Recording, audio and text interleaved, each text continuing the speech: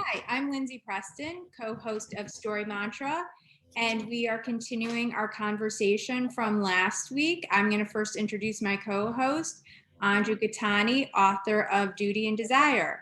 Welcome, everyone. Welcome, Aparna. Welcome, Greg.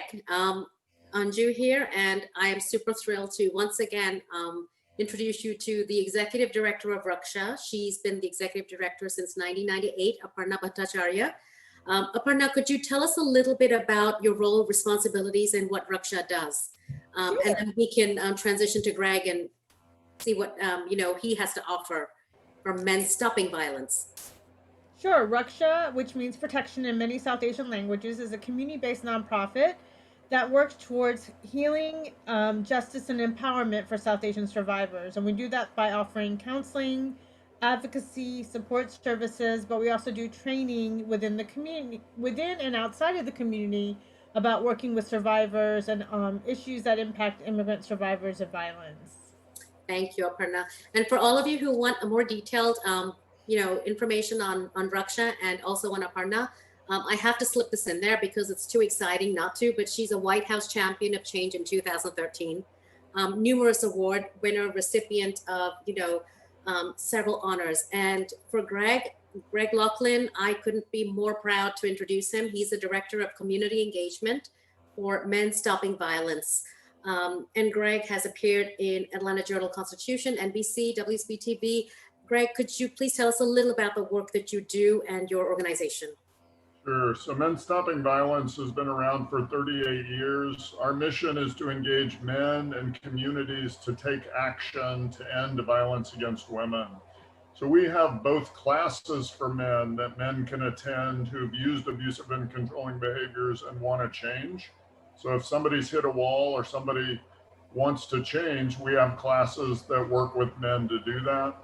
But we also have, we also work on the community level as well. We have a program called the Emoja Hour, which is a free program for Black and brown men to get together and focus on wellness. As Black and brown men are under assault from COVID-19 and chronic racial injustice. So we have a free spot to focus on wellness there. We have a program called the Huddle, where men in the community can get together and focus on wellness and being non-abusive. So we have a lot of programs. We're here in Atlanta and we'd love to work with men.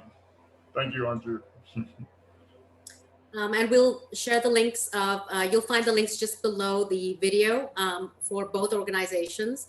And, as a writer and creator of a story which deals with emotional, physical abuse and also goes into PTSD, as it's really hard to understand the psyche of abusers and victims.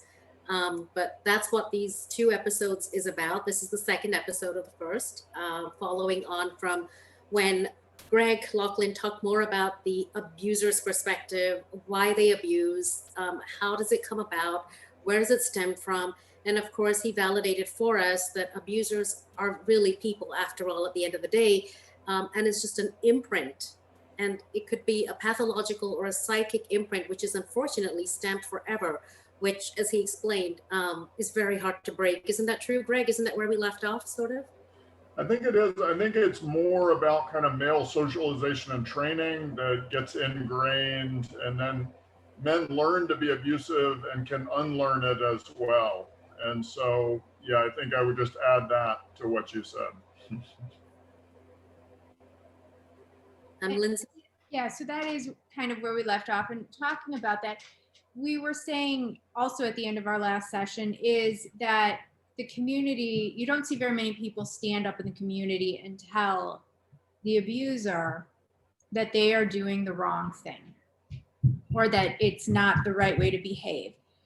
What would you like to tell authors? What would you like us to be able to get across to people in our books? Is there something you wish you saw more in our stories? Aparna, you had some great points at the break around that. I'm wondering if you'd be willing to go first. Well, I think it's kind of like a tightrope of some sort, right? So we can talk about community members being engaged, but we have to look at what is their relationship with the individual. What kind of influence will they have And I know that, like, I can think of a couple of stories where men in the South Asian community have, like, approached somebody, and it's supposedly worked out well.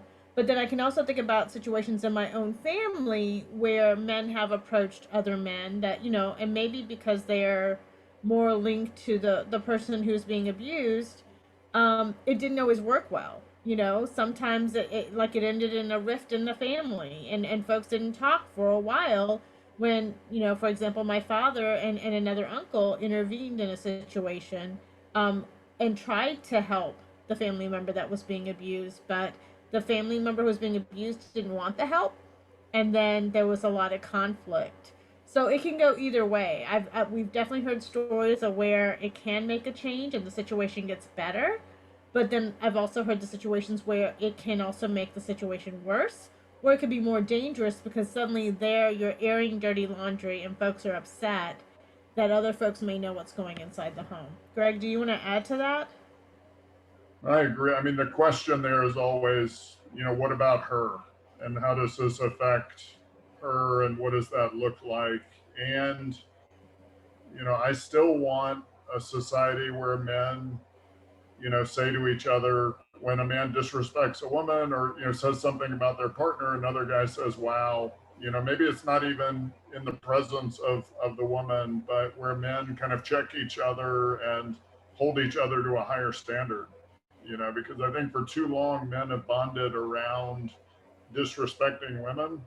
And what would it be like for men to bond around and care about each other and bond around respecting women and respecting each other? And so it's an incredibly, like Aparna said, an incredibly difficult, you know, tightrope to walk.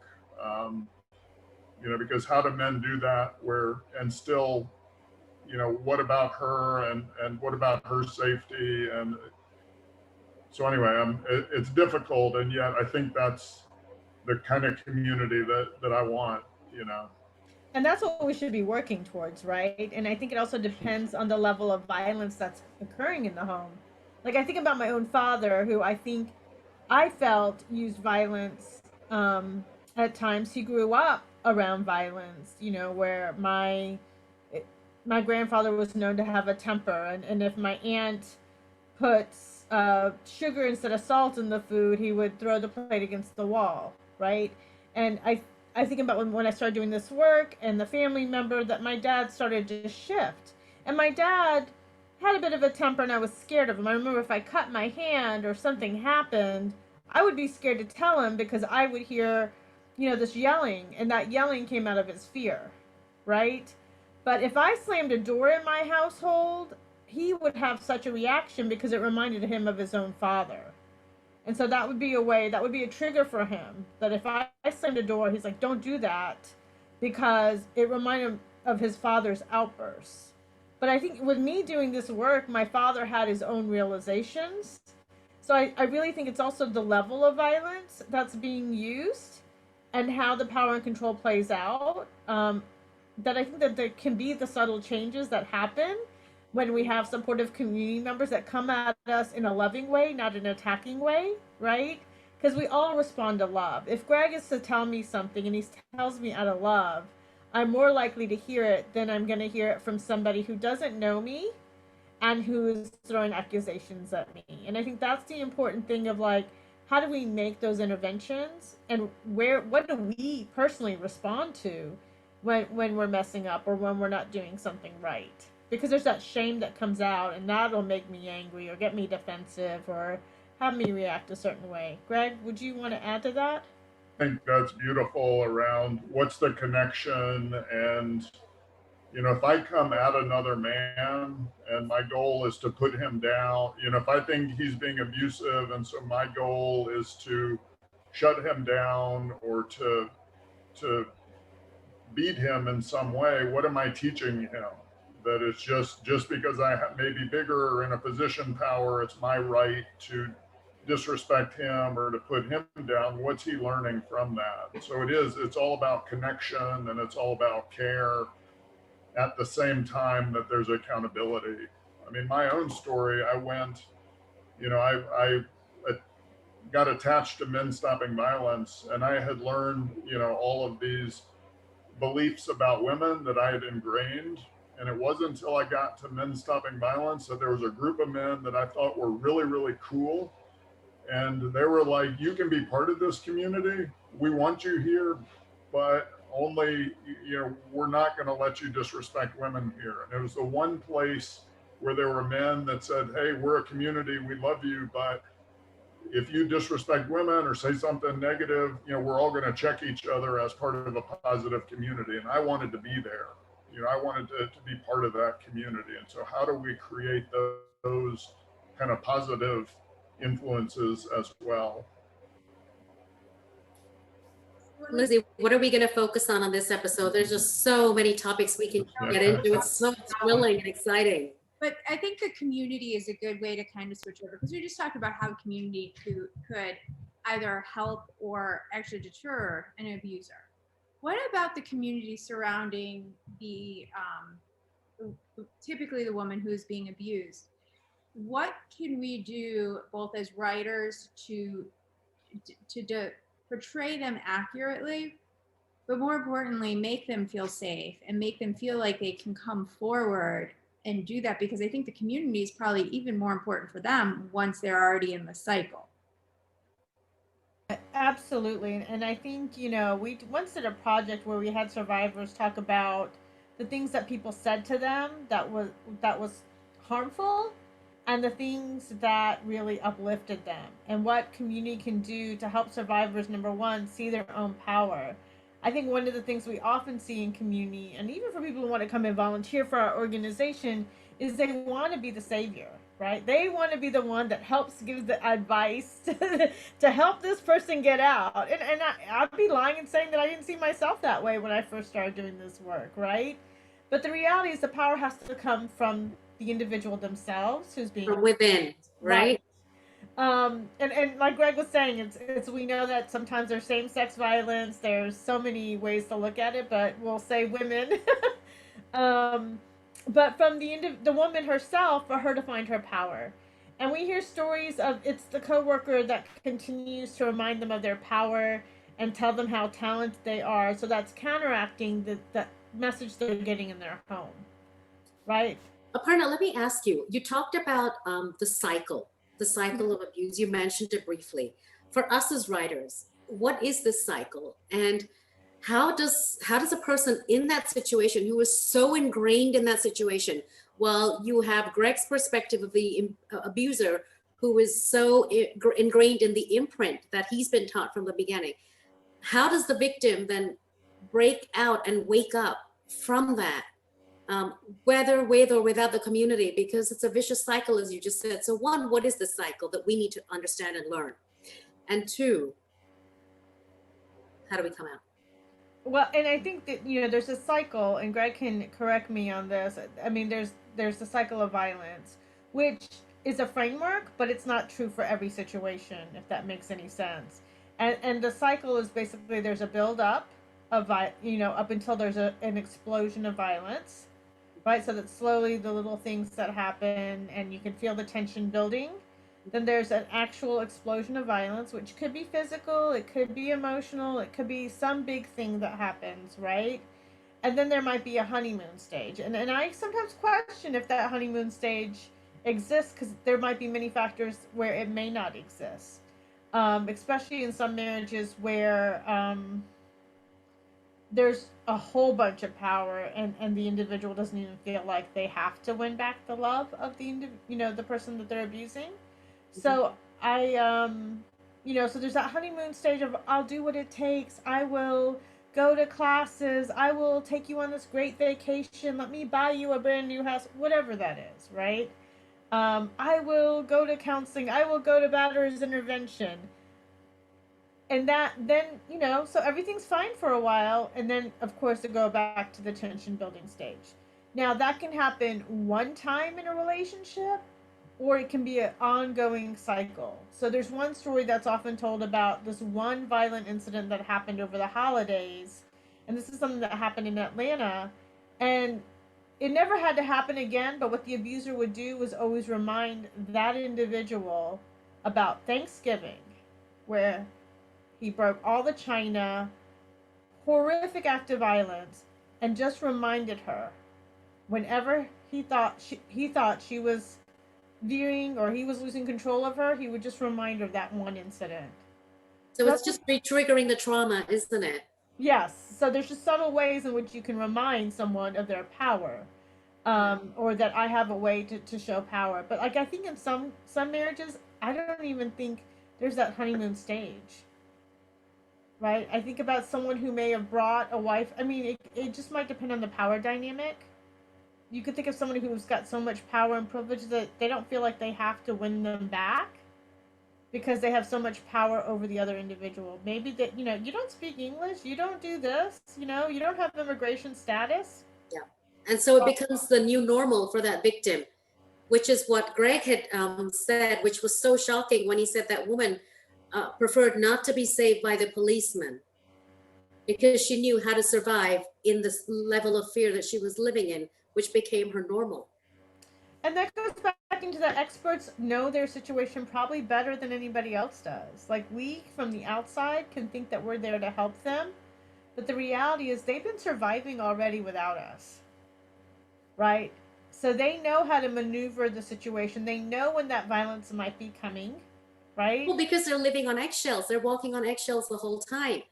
But then where does that awakening happen? Because it's a normal. So how, where, when, It might be a realization. It might be a risk. Sometimes, and Greg, you can add in, but it could be maybe they realize that their children are in danger. So some survivors decide to leave because they realize their child is at risk.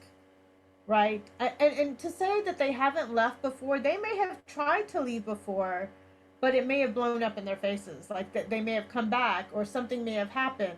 So the reason they may stay in is actually to keep themselves safe because we don't know what they're afraid of, right? I'm going to take your children away, or I'm going to do this, or I'm going to tell everybody you did X, Y, Z, or the whole church will know. Oh, I have this video of you, because now we've got technology, right, where people are sending messages, and I will show everybody this, video of you doing X, Y, Z. So thinking about all those things, we don't know what that abuser is holding or what that person using violence is holding over the person who is receiving the violence. So Greg and Lindsay, would you say then that the fear of the known is more comforting than the fear of the unknown? Aparna, how do you? I think that's absolutely true. Yeah, I would agree with that. I co-coordinated the Georgia Domestic Violence Fatality Review Project. And in almost every case we reviewed where a woman was killed by a man, she had taken some step to leave. Maybe it was an emotional leaving. Maybe she was applying to go to graduate school. Maybe she was, changing her locks. Whatever it was, there was some step to leave.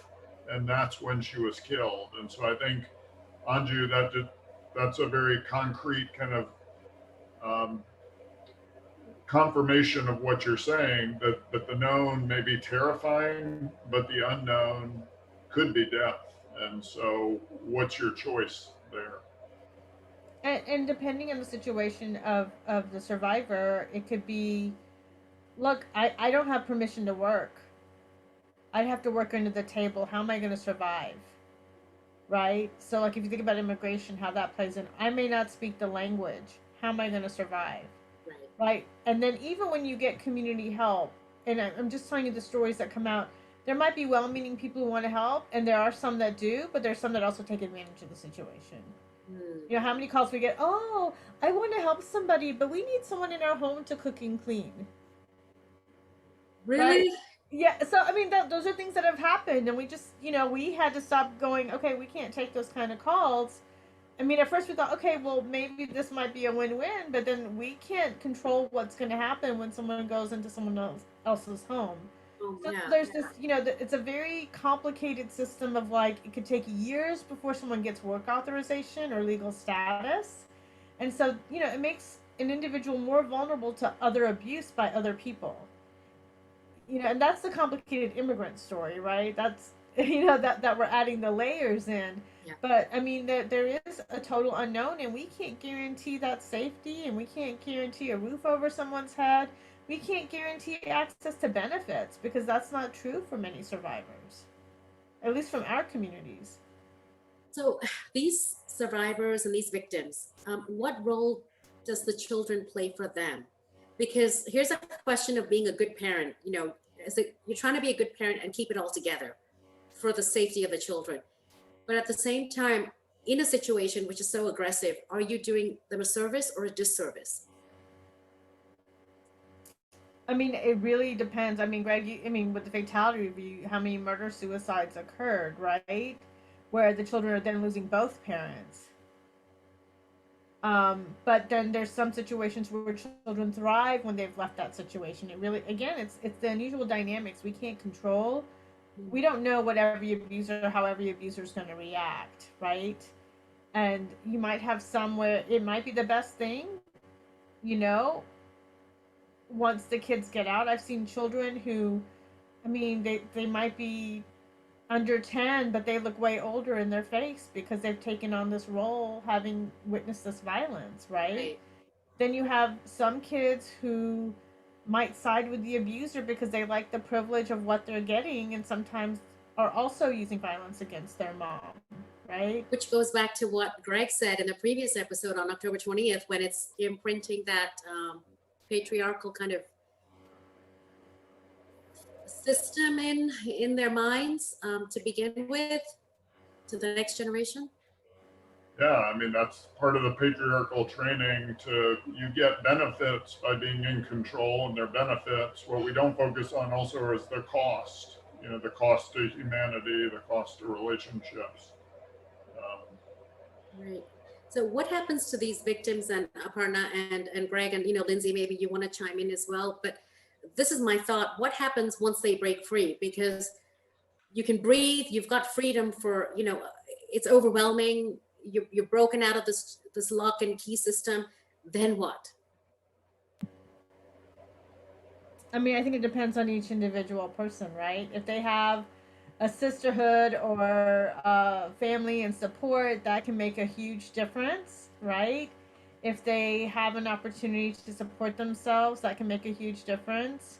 For some, it might be hard. I can't say it's easy for everybody because they may be struggling. I mean, I think about right now during COVID, the reality is that a lot of folks are struggling just to keep a roof over their head.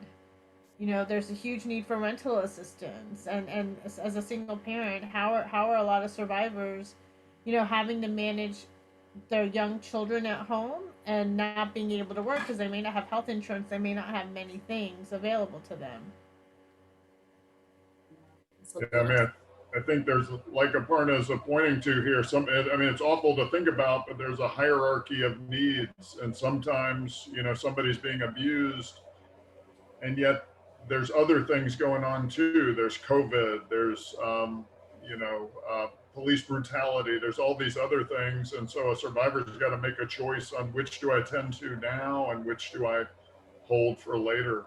The other thing I did just want to say, I think it's often true, but there's this widespread assumption that success in a domestic violence situation is when she leaves. And so I think a lot of times, particularly mainstream domestic violence organizations, and the whole goal is to get her to leave. And if you actually listen to battered women, or particularly women of color, a lot of times they don't want to leave, they just want the violence to stop. And so success is not leaving, success is being able to stay, but for him to change his behavior. And so, I think that also could be a goal, and it's one that we just don't even think about. But I think if you listen to survivors a lot, that's what they want. Oh, that's really interesting. And because we are out of time, I'm going to throw one question out there for each of you to answer. For you, Greg, for writers, if you want one thing that they really should keep in mind when writing their abusers, and Aparna when writing their victims of abuse, one last bit of advice on creating these characters. Wow, that one kind of caught me. I would, I think the complexity, looking at the man not as a monster, but in some ways being fiercely loyal to the script that he's received from the community, and looking at him within the context of those community messages, that he's in some ways being a faithful servant to those messages. And how do we see him in that way and break him out of that? Aparna. I think that the survivor is not one-dimensional, and that their story is not just the abuse. And I think the other thing to keep in mind is whether they leave or they stay, they're still pretty darn strong individuals to deal with what they're dealing with. Whether they're staying in the abusive situation, that takes strength just as much as it takes strength to leave. Wow, that's really inspiring. And one question which I wanted to quickly ask both of you again is, when we're creating these works, writing a book, a novel, fiction-length novel takes years, sometimes a decade. In my case, 2 decades. I've been working on the series. But the question is, how does our work influence the situation and the lives of abusers and victims, so that when we're putting in all this effort, blood, sweat, toil, tears, everything, is there somebody out there who we can help just by putting words on paper? Yeah, absolutely. I think you're providing a vision of both what the world is that people can see themselves in and learn from, and you're providing a vision of what the world could be. And so a lot of times we spend time saying, don't do this, don't do this, don't do this. But what is the world we want to live in, or what are the examples of something different? And so I think you have an opportunity to both show things as they are now and to show things as they could be. And I'm so glad y'all are taking the time to ask questions and to think about those things. So that's my thought. Thank you, Greg. I agree with Greg. I think a lot of times when we hear a story or we see a story reflected, it gives us our own possibilities, and it helps us deal with what we might be dealing with in our own lives, but to see it through another lens and to see some possibilities and to also reflect of what we might be experiencing. So it can be really powerful. I've found that whether it's stories or movies, that our community relates more in that level than me doing a presentation. But it can also inspire us and make us feel less alone if we are struggling. So the beauty of a story is it really can transcend so many different barriers and help us find our own voice. Do you have any recommendations, Lindsay, Greg, and Aparna, for viewers out there on books or movies, any form of entertainment which you feel could benefit them?